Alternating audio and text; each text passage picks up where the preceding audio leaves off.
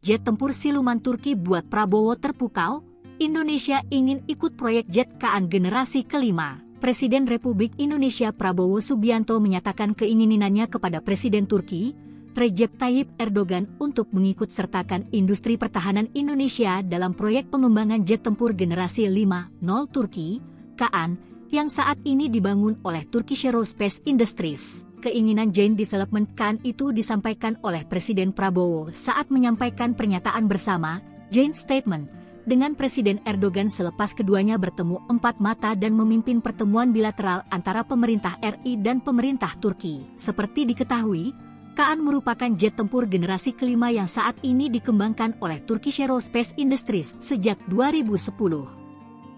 Prototipe pertama jet tempur buatan dalam negeri, Indigenous, Turki itu sukses menjalani uji terbang pertama dan keduanya pada 2024. Gelombang pertama produksi jet tempur KAAN direncanakan rampung pada 2028-2029 untuk Angkatan Udara Turki.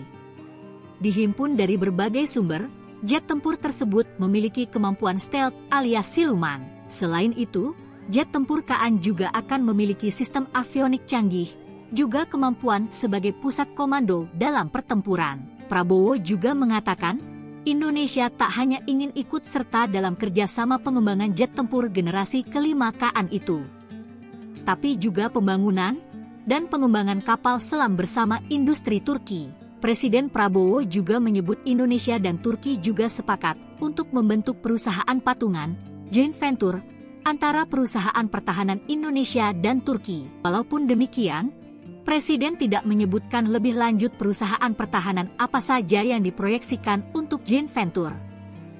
Presiden juga tidak menyebutkan proyek pengembangan kapal selam apa yang dibidik oleh pemerintah RI.